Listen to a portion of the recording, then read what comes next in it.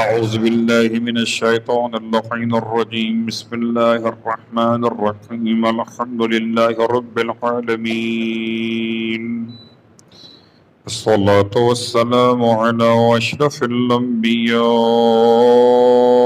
والمرسلين سيدنا أبي القاسم محمد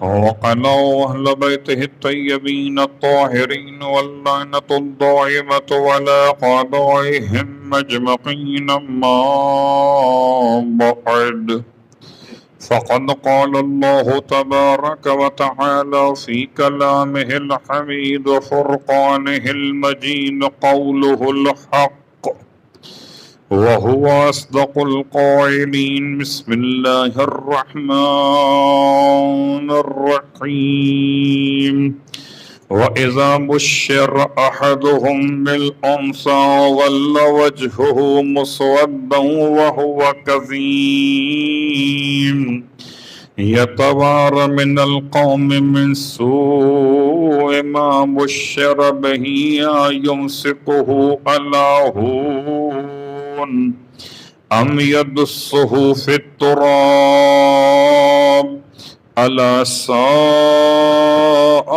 ما يحكمون صلوات پڑھیں محمد وعلى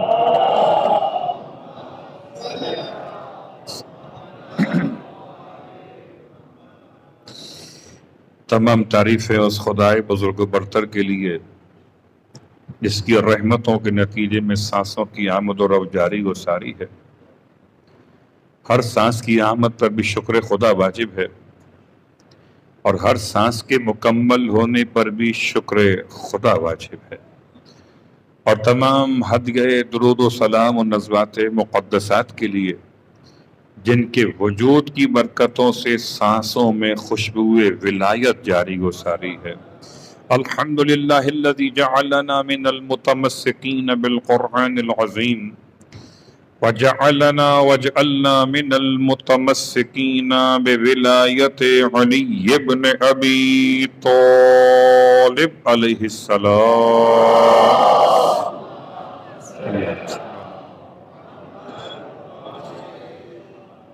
عظم اللہ اجورنا و اجورکم بمصابنا ببنت الحسین صلوات اللہ علیہا وجعلنا وإياكم ان شاء اللہ من الطالبین بصأرها مقولیها الامام المہدی من آل محمد علیہم السلام۔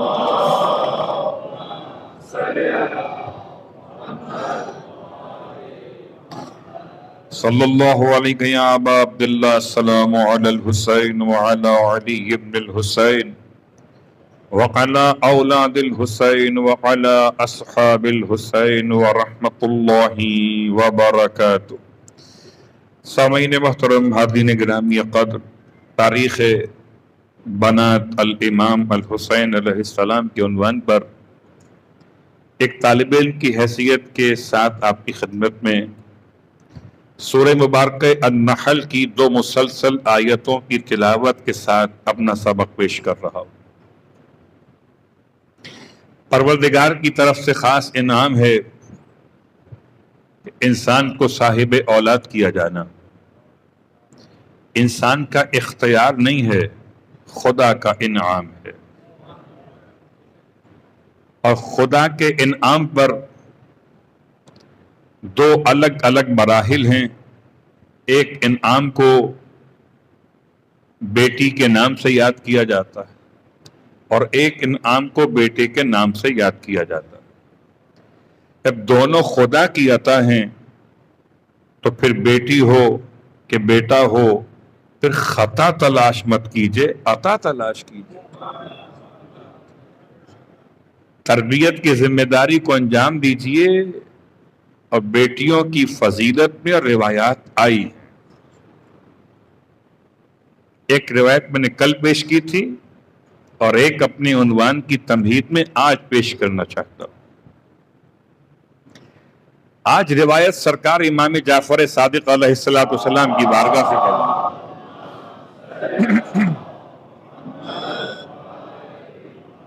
یہ بات یاد رکھیے کہ زمانہ جاہلیت میں بیٹیوں کو خدا سے منسوب کیا جاتا تھا،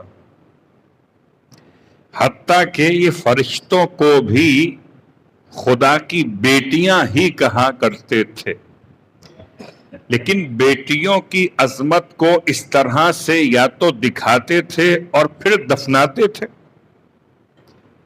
عجیب بات ہے، کیا کہتے تھے کہ الحقوا البنات بالبنات، کہ بیٹیوں کو بیٹیوں سے ملا دیجیے، جبکہ روایات کے اعتبار سے بیٹیوں کا ہونا حضرت ابراہیم علیہ السلام نے خدا سے بیٹی کا سوال الگ سے کیا ہے، پروردگار مجھے ایک بیٹی عطا فرما دے۔ ابراہیم علیہ السلام، حضرت ابراہیم کے بیٹوں کے احوال تو آپ نے سنے ہیں، ربی حبلی من الصالحین فبشرناہ بغلام حلیم، سورہ صافات۔ یا اس کے علاوہ بھی بعض مقامات پر حضرت ابراہیم نے خدا کی حمد کو بیان کیا کہ وہب لی علی الکبر، کہ اس نے مجھے بخش دیا، عطا کیا بڑھاپے میں اسماعیل اور اسحاق۔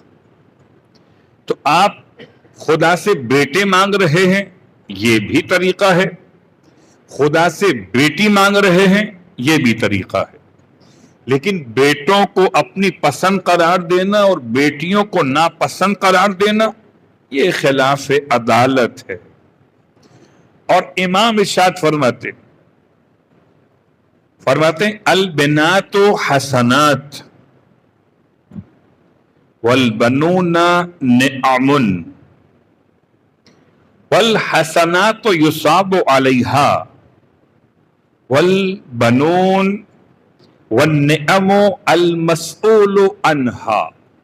دو جملے امام نے ارشاد فرمائے۔ پہلا جملہ ارشاد فرماتے ہیں البنات حسنات، بیٹیاں حسنات ہیں۔ حسنات جمع ہے حسنتن کی، اور حسنہ کہتے ہیں قبلہ حضور نیکی کو۔ بیٹیاں اپنے وجود میں خود نیکیاں ہیں، اب نیکی کریں نہ کریں وہ الگ موضوع، بیٹیوں کا وجود خود حسنات ہے۔ والبنون، اور بیٹوں کا وجود نعم، پروردگار کی نعمتیں ہیں۔ ان میں کیا فرق ہے مولا؟ فرمائے والحسنات یصاب علیہا، نیکیوں پر ثواب دیا جاتا ہے، والنعم المسئول عنہا، اور نعمتوں پہ سوال کیا جائے گا۔ اس پہ سوال کیا جائے گا، اس پہ خوشی منا رہے ہو، اس پہ ثواب دیا جائے گا، اس پہ رنگ صلوات پڑھے محمد علیہ۔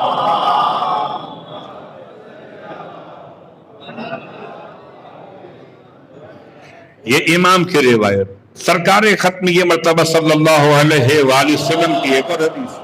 اللہم صلی اللہ۔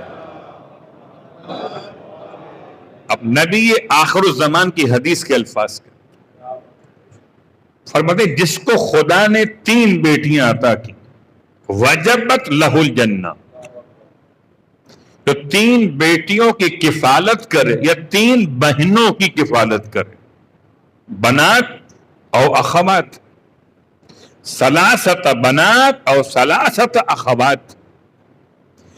اگر کوئی انسان 3 بیٹیوں کی یا 3 بہنوں کی کفالت کرے، وجبت لہ الجنہ، اس پہ جنت واجب ہو جاتی۔ یہ بات یاد رہے کہ عقیدہ جنت کا ہو تب واجب ہوگی، ورنہ کیا اللہ کے رسول کا فرمان یہ نہیں ہے کہ ان الجنت تحت اقدام الامہات، کہ جنت ماں کے قدموں کے نیچے ہے؟ اگر اہل ایمان ہو تب جنت میں جائے گا نا، تو اس لیے میں نے بات کو ذرا کھول دیا، کہیں ایسا نہ ہو کہ ہر بیٹی اور بہن والے کو جنت میں پہنچا دیجئے. صلوات پڑھے محمد و آل محمد. ایمان سے. اور چونکہ ہمارے سامنے جو مجمع ہے اہل ایمان کا، اس لیے بیٹیوں کے حوالے سے جو آپ کے ذہن میں سوال آتا ہے، مشکل کام ضرور ہے. بیٹی کی تربیت، بیٹی سے محبت، بیٹی سے شفقت برعکس ہے. کیا مطلب؟ آپ بیٹے سے محبت کرتے ہیں، بیٹی آپ سے محبت کرتی ہے. اللہ اکبر. تو اللہ کے رسول نے 3 بیٹیاں 3 بہنیں ارشاد فرمایا. کسی نے پوچھا، فقیلہ نام نہیں ہے، پوچھا گیا یا رسول اللہ وہ اثنتین، اگر 2 ہو تو؟ فقال وجبت لہ الجنہ، اگر 2 ہوں تب بھی جنت واجب ہے. فقیلہ پھر سوال کیے گئے یا رسول اللہ واحدۃ، اگر 1 ہو تو؟ فقال واحدہ وجبت لہ الجنہ. 3 سے بات شروع ہوئی اور 1 پر آ کر بات مکمل ہو گئی. بالکل ایسی ہی روایت جیسے زیارت امام حسین علیہ السلام کے ثواب کی، کہ جیسے جیسے وہ پوچھتی رہی ویسے ویسے پیغمبر ثواب بڑھاتے چلے گئے. جیسے جیسے یہاں راوی پوچھتا گیا ویسے ویسے آپ ذمہ داری کم کرتے چلے گئے. صلوات پڑھے محمد و آل محمد. 3 2 1. ان 2 روایات کے ساتھ اب آئیے، کیونکہ میں نے کل آپ کی خدمت میں اپنے عنوان کو ذرا تبدیل کیا تھا کہ میں اب فاطمہ صغریٰ و کبریٰ سے پہلے صلوات اللہ علیہما، ان سے پہلے میں چاہتا ہوں کہ چھوٹی شہزادیوں کو تذکرہ مکمل کروں. اور آج آپ کو لیے چلتا ہوں ایک ایسے علاقے میں جہاں ایک ایسی شہزادی کے نام سے ایک زیارت گاہ موجود ہے. شاید عام طور پر ہمارے اور آپ کے درمیان جن کا بیان نہیں پڑھا جاتا. اور یہ کون سی شخصیت؟ لبنان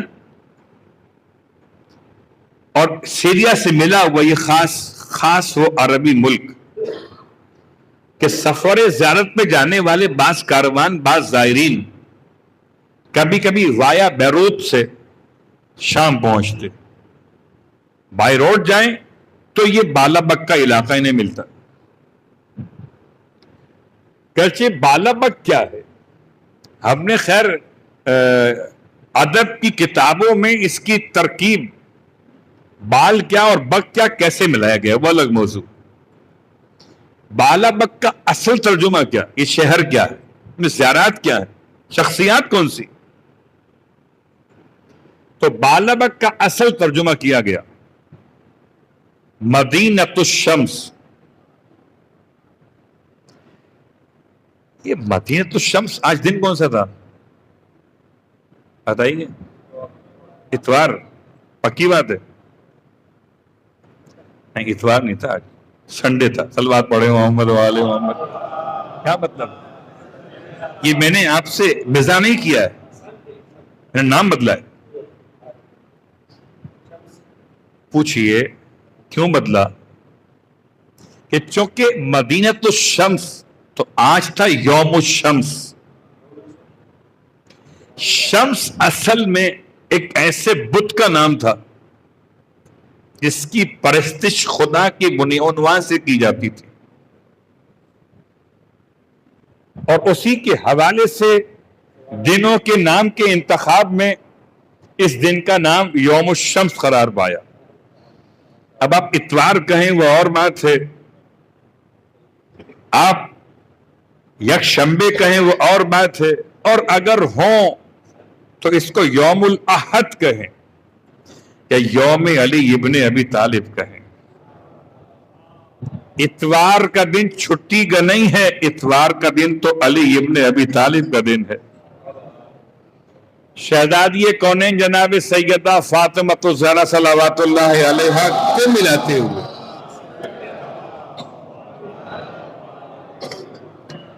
تو خیر یوم الشمس سے مدینۃ الشمس بالا بکہ ترجمہ ہو گیا، تو یہی ایک مسئلہ وہاں پر بھی ہے۔ زمانہ قدیم میں اس کا نام کا مسئلہ، خیر لبنان کا یہ شہر بالکل سرحد سے ملا ہوا شام کی، اور وہاں پر ویسے تو اور بہت سارے مقامات ہو سکتے، جناب شیس کا مقبرہ بھی بالابک کے اندر، جناب الیاس کا، حالانکہ الیاس زندہ ہے وہ الگ موضوع، آپ کے نام سے منسوب بھی ایک علاقہ بالابک کے اندر، مقام ابراہیم کے نام سے ایک مقام بھی بالابک کے اندر، اور بالابک میں خاص روزہ ہے جو بڑا شاندار بنا ہوا ہے، اور یہ ہے السیدہ خولہ بنت الامام الحسین علیہ السلام کے نام سے۔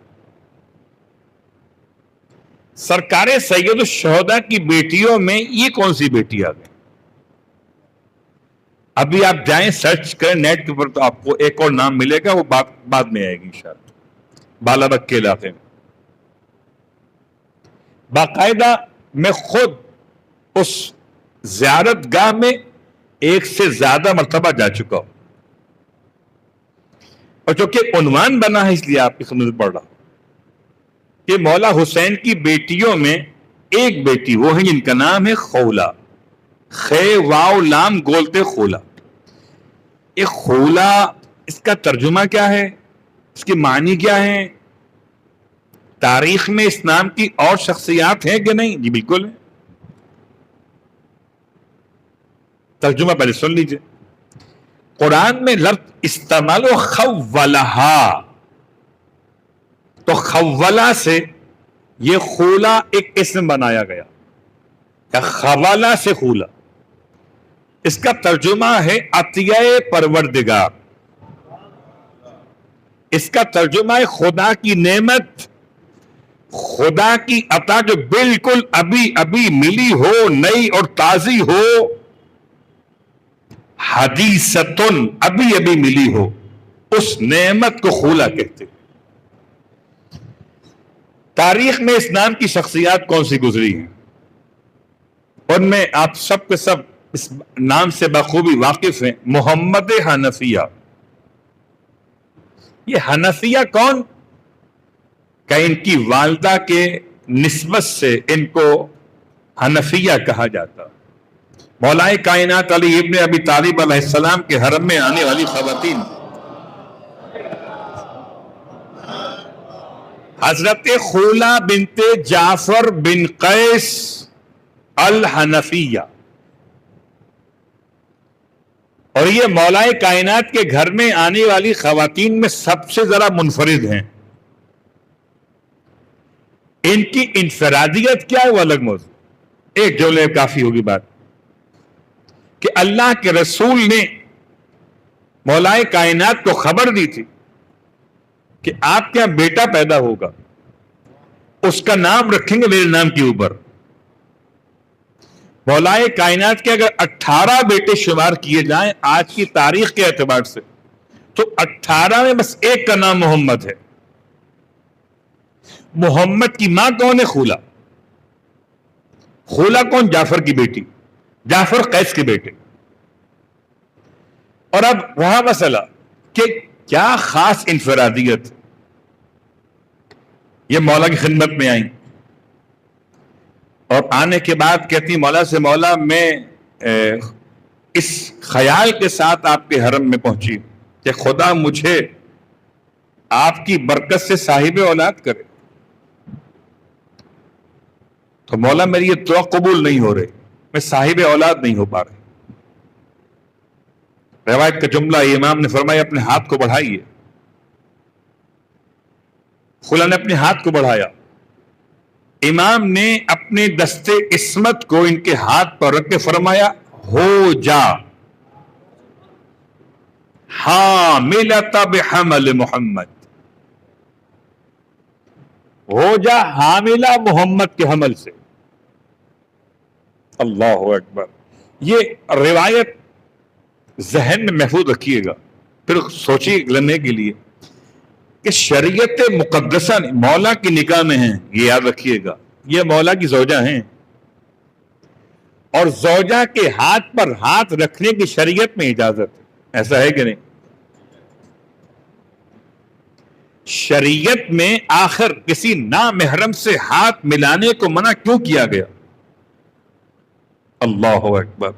اگر کوئی کنیکشن نہ ہو سکتا ہوتا تو یہ معجزہ سامنے کیسے آتا؟ اس کو میں معجزہ کہوں، اس کو کائنات میں ہدایت کا عنوان کہوں۔ اللہ اکبر۔ ہاتھ پر ہاتھ رکھنا کتنا بڑا جرم ہو سکتا ہے؟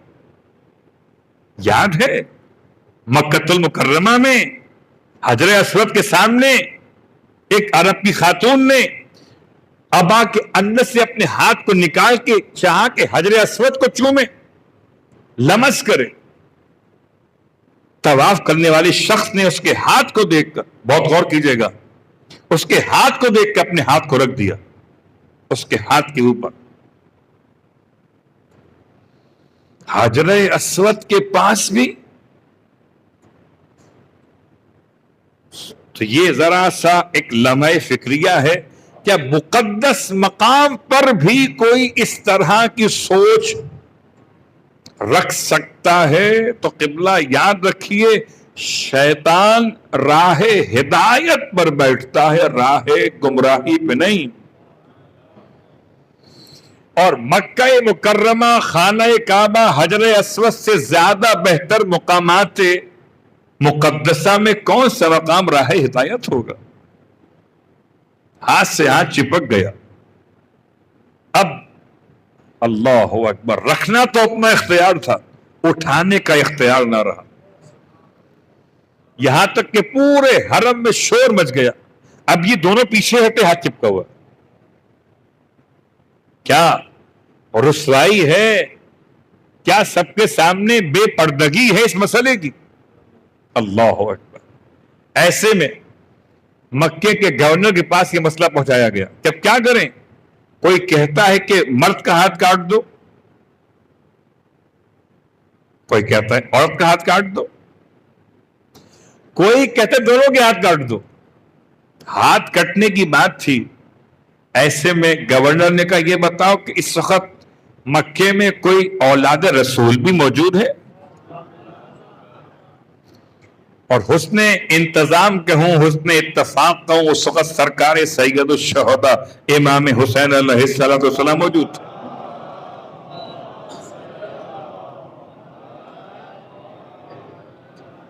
اللہ اکبر۔ اور امام علیہ السلام کی دعا کی برکت سے آپ نے توبہ اور واقعاً توبہ ان دونوں سے کروائی جو ارادے گناہ میں جتنا ملوث تھے، اور جب حقیقی توبہ دونوں نے کر لی تو امام کے دستے دعا بلند ہوئے، ہاتھ سے ہاتھ جدا ہو گیا، ہاتھ کٹنے سے بچ گیا۔ لیکن یہی شخص بعد میں امام کے جسم کو لوٹنے والوں میں شامل ہوا۔ اسی نے امام کے ہاتھ کو کند خنجر سے کاٹ کے الگ کیا تھا۔ خیر، بات کہاں نکل گئی؟ بات یہ تھی کہ شریعت مقدسہ میں نامحرم کے ہاتھ سے ہاتھ ملانا، اگر ہاتھ کے ہاتھ ملانے سے کچھ نہیں ہوتا تو حرام کیوں ہے؟ اور یہ روایت سمجھ میں آ رہی ہے کہ ایک معجزہ بھی، ایک پیغام بھی ہے کہ اگر محرم کے ہاتھ پر انسان، زوجہ کے ہاتھ پر اپنے ہاتھ کو رکھے تو بعید نہیں کہ خدا اس ذریعے سے بھی انسان کو صاحب اولاد کر دے۔ اللہ اکبر۔ تو محمد نام رکھا گیا اس شہزادے کا جو خولہ کا بیٹا ہے۔ ایک خولہ یہ، ایک خولہ اور بھی، وہ کہاں پر ہے؟ امام حسن مجتبی علیہ السلام کے نکاح میں۔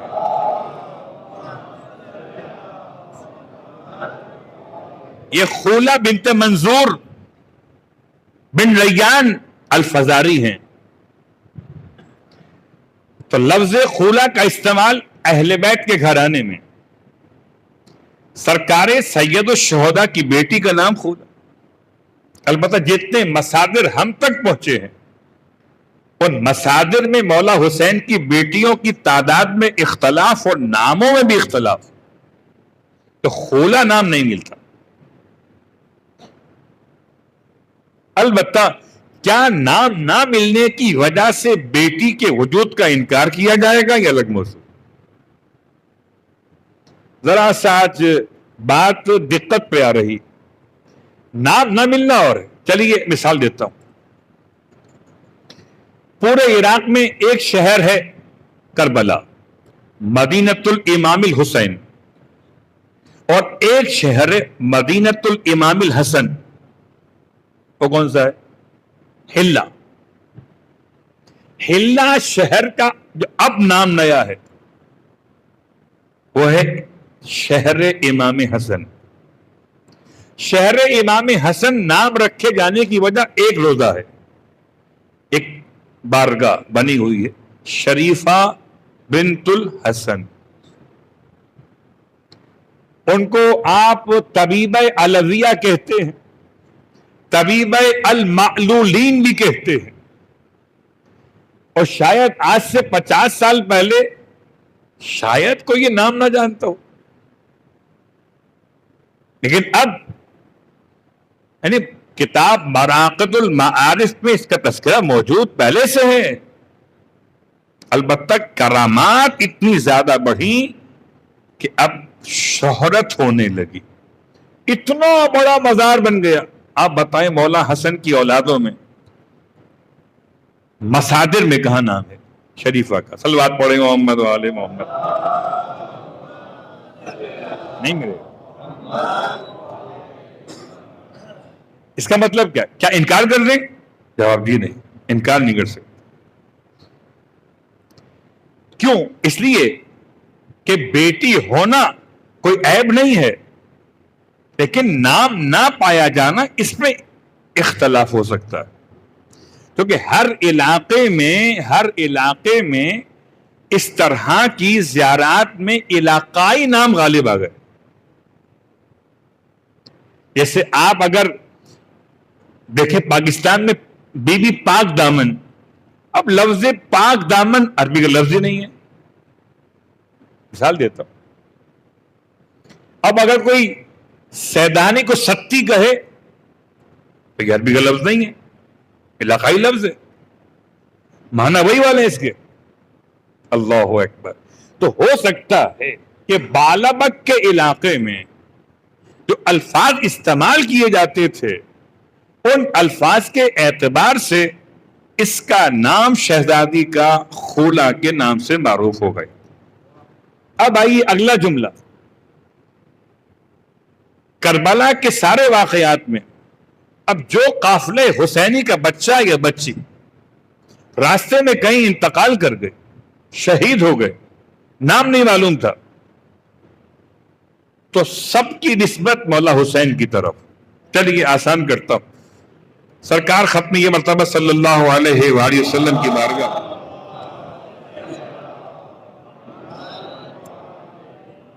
ذرا سا موضوع تاریخی ہے, اس لیے میں چاہتا ہوں کہ یہ بات مکمل ہو جائے کہ ایسی مثالیں ماضی میں ہیں کہ بچیاں آپ کی اپنی نہیں ہیں.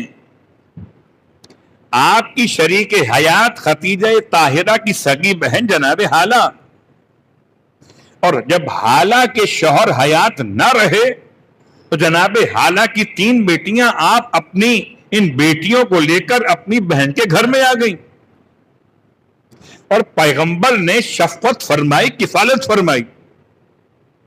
تو اب ان بیٹیوں کے باپ کا نام لوگ بھول گئے, جس نے پالا تھا اس کے نام سے منسوب ہو گئی. اللہ اکبر. ایسے ہی کاروان سرکار سید الشہداء میں کتنے بچے اور کتنی بچیاں, کبھی اس موضوع سے پڑھیں گے اطفال عاشورہ کا عنوان لے کر. کہ کتنی بچیاں اور کتنے بچے اور ان کی مائیں کون، ان کی والدیت کیا. تو جس کا نام نسب معلوم نہ ہو سکا، یہ پتا چلا کہ قافلے کے اونٹ سے گری ہے، تو ایک ہی نام ملے گا نا، بنت الحسین. یعنی قافلہ امام حسین سے گرنے والے ہر بچے اور بچی کو ایک نام دیا جا سکتا، اس میں کوئی اشکال نہیں. بس سرکار سید الشہداء ایسے روحانی باپ ہیں، ایسے مقدس نسبت کا عنوان ہے کہ ہر عبداللہ کو شرف ہے کہ اس کے ابا عبداللہ حسین ہے. ہر عبداللہ کو شرف ہے. اللہ اکبر. تو حضرت خولہ کا مزار، اور اب یہ جملہ آپ کی خدمت میں کہ وہاں پر لگے ہوئے ایک بہت قدیم درخت کی روایت عوام الناس میں پڑھی جاتی، کتاب میں نہیں ہے. اتنا پرانا درخت، تو کہتے ہیں 400 سال پرانا ہے. کوئی کہتا ہے امام سید سجاد کے دور کا. بات نسبت کی ہوتی، لوگ پتے توڑ کے لے جاتے، شفا ہو جاتی. بات نسبت کی ہے. آپ کے ہاتھ میں جو قرآن ہے یہ قرآن کا عکس ہے. ہو سکتا ہے غلاف قرآن بھی آپ نے خود گھر میں سیا ہو، لیکن جب آپ نے غلاف قرآن کو قرآن سے منسوب کر دیا، اب اگر غلاف قرآن کی برکت سے آپ کو کوئی شفا مل جائے تو مسئلہ نسبت کے یقین کا ہے، چاہے اصل قرآن ہو یا عکس قرآن ہو. اور آئیے اسی مناسبت سے ایک مثال آپ کی خدمت میں. اور ایک شخص زائر سفر زیارت کے لیے جا رہا ہے امام رضا علیہ السلام کی بارگاہ کی طرف.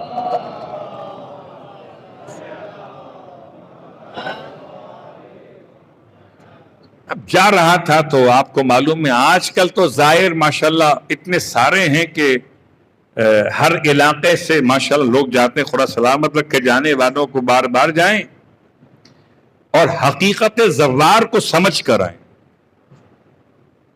اور یہ بات کو محفوظ کر لیں کہ زائر خود جاتا ہے، ناصر کو امام بلاتے. زائر بننا آسان ہے، ناصر بننا آسان نہیں ہے. زیارت آسان ہے، مدد آسان نہیں ہے. خیر، وہ جا رہا ہے مولا کی زیارت کے لیے. تو کتنے علاقوں سے لوگ گزرتے تھے، گاؤں والے ہاتھ چوم رہے ہیں، ہار پہنا رہے ہیں. بھئی کہاں جا رہا ہے؟ زیارت پہ جا رہا ہے، زوار بننے جا رہا ہے. ایسے میں لوگ کچھ فرمائشی بھی کرتے، کچھ یہ لے آنا، کچھ وہ لے آنا. آج بھی ایسے ملیں گے آپ. کربلا سے چائنا کا مال منگاتے. میں نے کھول دیا جملہ خود ہی. کربلا میں سارا سامان بنتا تو نہیں ہے نا. کربلا کوئی اتنا بڑا شہر نہیں ہے کہ اتنی بڑی انڈسٹری موجود ہو وہاں پر کہ سارا سامان میں بنتا ہو، نہیں. تو بہرحال کسی نے کمبل منگائے، کسی نے بادام منگائے، کسی نے کچھ منگایا، حلوہ منگایا. ایک بیچارہ نابینا تھا، اس نے کہا بھائی زائر زیارت کرنے جا رہے ہو، کچھ مت لانا، بس مشہد کی تھوڑی سی مٹی اٹھا کے لے آنا. یہ میں خاص ان کے لیے پڑھ رہا ہوں جو کربلا کی خاک میں اصلی اور نقلی تلاش کرتے ہیں. جب کہ خاک شفا کہتے ہیں، اصلی والی کون سی ہوتی؟ میں چیلنج کرتا ہوں، مجھے خاک شفا نقلی بتا دیں کیسی ہوتی ہے. صلوات پڑھے محمد و آل محمد. آپ بتائیے، کیا آج تک سائنس مٹی بنا سکی ہے؟ میں سائنس کا طالب نہیں ہوں، میں اصلاح کیجیے گا.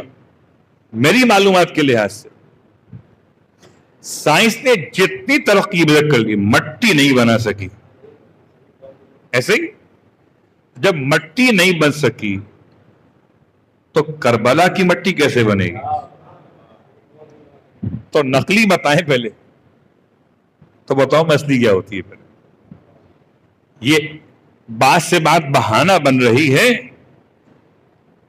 اور اب یہ زائر نہ جا رہا ہے مشہد، اس سے کہا اس نے مٹی لیا نا، وہ چلا گیا زیارت کی، اور جو بڑے بڑے لوگوں کے تھے وعدے وعید وہ یاد رہ گئے، یہ غریب چارہ نہ بینا، اس کے کیا مٹی اٹھانے کی بات، بھول گیا۔ واپسی جب اپنے علاقے میں آ رہا تو اسی گاؤں میں پھر قیام کرنا پڑا، سب ملنے کے لیے آئے، تو جب جاتے ہوئے ہاتھ چوم رہے تھے تو آتے ہوئے کیا چوم رہے ہوں گے؟ کبھی پیشانی، کبھی رخسار، کبھی لباس، ظاہر آ گیا مولا کا۔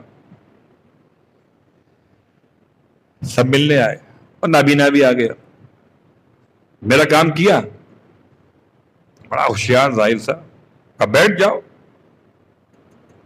جب سب کو فارغ کر کے بھیج دیا، کمرہ خالی ہو گیا، اب کیا کرے؟ اگر منع کر دے دل ٹوٹ جائے گا۔ اس نے اسی کے، کیونکہ نابینا ہے نا، تو اسی کے کمرے سے خاک اٹھائی اور اس کے ہاتھ پہ رکھ دی، یہ تمہیں لکھا ہے۔ اس نے اسی کمرے کی خاک کو مشہد کی خاک سمجھ کر آنکھوں میں لگا، بینائی آ گئی۔ اصل موضوع کیا ہے؟ نسبت پر اعتماد۔ صلوات پڑھے محمد والے محمد۔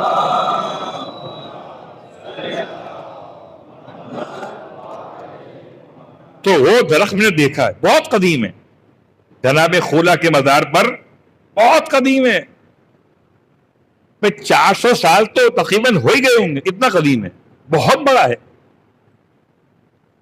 اتنے اس کے پتے توڑے گئے کہ اب اسے شیشے میں کور کر دیا گیا۔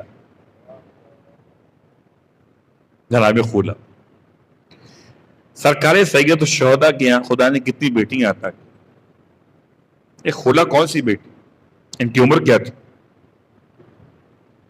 اور سب سے بڑا ایک مشکل مسئلہ آتا ہے ہمارے پاس کہ ان کی والدہ کا نام کیا؟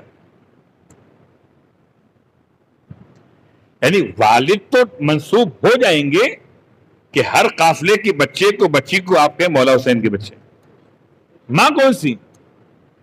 اگر ماں کا نام آئے گا تب معلوم ہوگا اصل اولاد امام ہے یا منسوب با امام ہے۔ جناب خولا کی والدہ کے بارے میں تاریخ خاموش ہے، نام نہیں بتاتے، نہیں معلوم۔ ظاہراً ایسا محسوس ہوتا کہ مولا حسین علیہ السلام کے حرم میں کل کتنی ازواج آئی ہیں؟ تھوڑا سا آج نام لے لیتے ہیں خدمت میں تاکہ باقی باتیں انشاءاللہ آہستہ آہستہ آگے آ جائیں گی۔ کل ایک نام لیا تھا، جناب شہر بانو کا، سب جانتے ہیں۔ جناب شہر بانو سے آپ کی اولادیں کتنی ہیں؟ اختلاف مگر صحیح قولی ہے، ایک بیٹا سے، اور اس بیٹے کے زمانہ رضاعت میں ابھی 10 دن ابتدائی پورے نہ ہوئے تھے کہ جناب شہر بانو کا انتقال ہو گیا۔ روایت میں بھی اختلاف ہے، مشہور قول یہی ہے کہ انتقال ہو گیا۔ اب اس کا مطلب ہے کہ کوئی اور اولاد نہیں ہے۔ اس کے بعد جناب رباب بنت امرؤ القیس، کیا امرؤ القیس کا نام تھا، اللہ اکبر۔ کبھی ازواج کے پورے حالات میں جائیں گے تو ان کے باپ کے عظمت کو بیان کریں گے۔ رباب بہت عظیم شخصیت ہیں مولا کے حرم میں، اتنی عظیم شخصیت ہیں کہ سرکار سید الشہداء کے جو دیوان کے اشعار ہیں اس میں امام نے انہیں یاد کیا، جس گھر میں سکینہ اور رباب نہ ہو، یہ امام کے اشعار کے طور پر پڑھا جاتا، وہ گھر حسین کو پسند نہیں۔ اگلا مصرع آپ فرماتے ہیں میں اپنے مال کا ایک بڑا حصہ اگر ان پہ خرچ کروں تو ملامت کرنے والوں کو ملامت کرنے کا اختیار نہیں ہے، مجھے ان سے محبت ہے۔ رباب، جناب رباب کے نام سے مولا کی بیٹی بھی ایک، رباب بنت الحسین، انتہائی غیر معروف نام ہے، لیکن آپ سرچ کیجئے تو آپ کو رباب بنت الحسین کے نام سے پورا روزہ بنا ملے گا۔ خیر، آج ان کا موضوع نہیں ہے، آج جناب خلا کا موضوع۔ مولا حسین کی حرم میں ایک خاتون جناب شہر بانو، ایک جناب رباب بنت امرؤ القیس۔ اچھا، ہماری مشکل کی ہم کہتے ہیں ام رباب، وہ الگ موضوع ہے، اور رباب کی ماں الگ موضوع ہے، رباب الگ موضوع ہے۔ اگر رباب کی ماں کہیں گے تو رباب کی بیٹی ہو جائے گی، ام رباب اور ہو جائے گا، رباب بنت امرؤ القیس۔ اس کے بعد امام کے حرم میں آنے والی خواتین، ایک اور نام بھی، لیلہ، اس کو ام لیلہ کہتے ہیں، بنت مسعود الثقفی، جناب علی اکبر کی والدہ کہی جاتی۔ ان کے یہاں کوئی بیٹی ہے کہ نہیں، اس میں اختلاف۔ اب فاطمہ کبریٰ جناب علی اکبر کی سگی بہن یا فاطمہ صغریٰ؟ فاطمہ کبریٰ کو تاریخ میں صرف فاطمہ کہا گیا، کبریٰ کا لفظ استعمال بہت کم ہوا، اور فاطمہ صغریٰ کو مدینے کے بجائے کربلا میں امام کے ساتھ بیان کیا گیا۔ گرچہ ایک فاطمہ صغریٰ نام کی شہزادی آپ کے یہاں پڑھا جاتا ہے، ہمارے یہاں کہ مدینے میں گھر پہ رہ گئے، ان کی بات بھی آئے گی انشاءاللہ کل۔ صلوات پڑھے محمد و آل محمد۔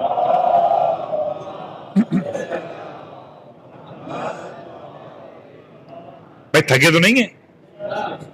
جو کہ ایسی خشک گفتگو ہے، اور میں ذرا بالکل آسان الفاظ میں کچھ باتیں آہستہ آہستہ واضح ہو جائیں۔ ان تمام باتوں کے بیان سے کیا حاصل ہوگا؟ حاصل یہ ہوگا کہ جن شخصیات پر ہم سلام کرتے ہیں زیارت عاشورہ میں، وہ اولاد حسین اصل کون ہے؟ السلام علی الحسین وعلی علی ابن الحسین وعلی، بھئی جن پہ سلام کرتے ہیں ان کی شخصیت سے آگہی تو ہو، کچھ ناموں کا ایک ذخیرہ حاصل تو ہو، کچھ توسل کے طریقے ہم تک پہنچائیں تو جائیں۔ اللہ اکبر۔ تو یہ تمام مطالب کا بیان اس پیرائی کے لحاظ سے امام کی حرم میں آنے والی خواتین میں ایک اور شخصیت ام اسحاق کے نام سے، ام اسحاق بنت طلحہ ابن عبید اللہ، اور یہ واحد شخصیت ہے کہ جو امام حسن کے نکاح میں رہی، اور امام حسن علیہ السلام کی شہادت کے بعد امام کی وصیت کی بنیاد پر امام حسین علیہ السلام نے آپ سے نکاح کیا۔ جب امام حسن کے نکاح میں رہی علیہ السلام کی تو تب بھی صاحب اولاد ہوئی، اور جب مولا حسین کے نکاح میں آئیں تب بھی صاحب اولاد، اور یہ ہیں اس فاطمہ کی والدہ، اس کو آپ فاطمہ کبریٰ کہتے ہیں۔ جناب رباب ماں ہیں علی اصغر کی، اور ماں ہیں جناب سکینہ رقیہ کی، تو 4 نام مکمل ہو گئے، ایک نام اور ملتا ہے۔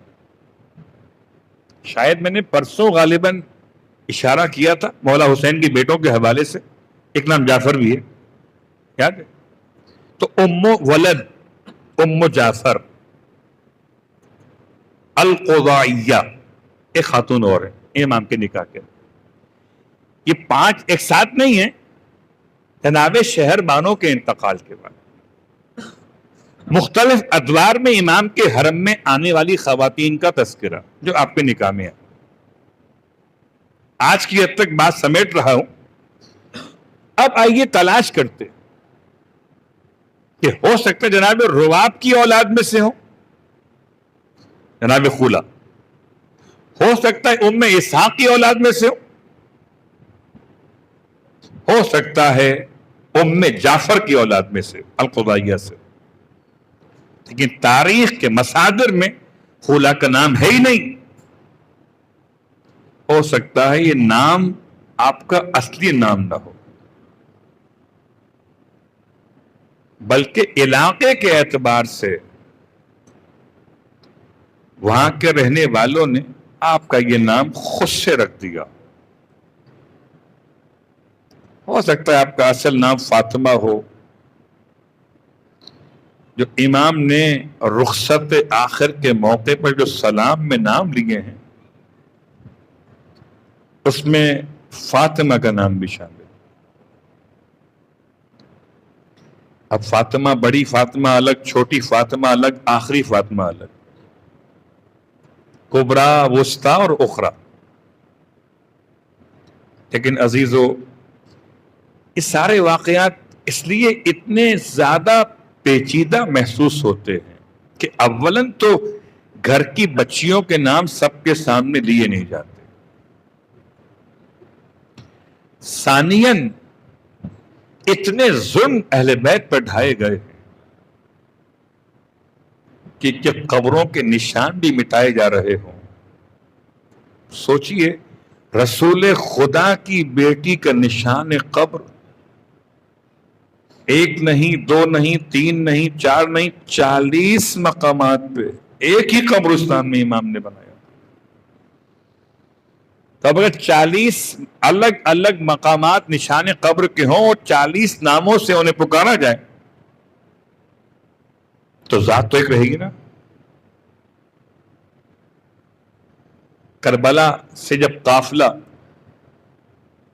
اسیر بنا کے لے جایا جا رہا ہے تو اسیر کیسے بنایا گیا؟ اسیر بنائے جانے کا جو سخت ترین جملہ ہے وہ بیویوں کو رسیوں سے باندھا گیا تھا. اور رونے والوں, یہ جملہ سمجھ میں نہیں آئے گا کہ کیا کوئی شخص جا سکتا تھا رسی باندھنے کے لیے؟ نہیں. یہ تقدس سے اہل بیت اطہار کی خواتین کا کہ خود اپنے آپ کو اس طرح سے رسی لپیٹ کے قریب نہ آنے پر. میں کہاں سے پڑھ رہا ہوں؟ سوچئے کہ جب سوار کرانے کی بات آئی, جناب زینب نے ارشاد فرمایا, خبردار کو قریب نہ آنا, ہم اپنی گھر کی خواتین کو خود سوار کرائیں. لشکر یزید کے کسی شخص کو قریب آنے کی اجازت آپ نے نہیں دی, ہم خود سوار کریں. اور ایک ایک بیوی کا بازو تھام کر جناب زینب نے بٹھانا شروع کیا. اللہ اکبر. عزادارو سب کو بٹھاتی جاتی ہیں, حتیٰ کہ جناب فضہ سے بھی فرمانے لگی, اماں آئیے آپ کو میں سوار کرا دوں. فضہ رو رہی ہیں, شہزادی میں آپ کی خدمت کے لیے حاضر, میں آپ کو سوار کراؤں. فرمایا نہیں اماں, آج زینب آپ کو سوار کرائیں. جناب زینب اولیاء نے اما فضہ کو بھی, چونکہ بغیر محمل اور بغیر اماری کے بے کجاوا اونٹوں پر بیویوں کا بٹھایا جانا بغیر بازو تھامے ہوئے ممکن نہیں تھا. اس لیے بی بی نے ہر بیوی کا بازو خود تھام کے بٹھایا. اور جب کوئی باقی نہ رہا تو ایک مرتبہ دائیں دیکھا بائیں دیکھا, اپنا سوار کرانے والا زینب کو کوئی دکھائی نہ دیا.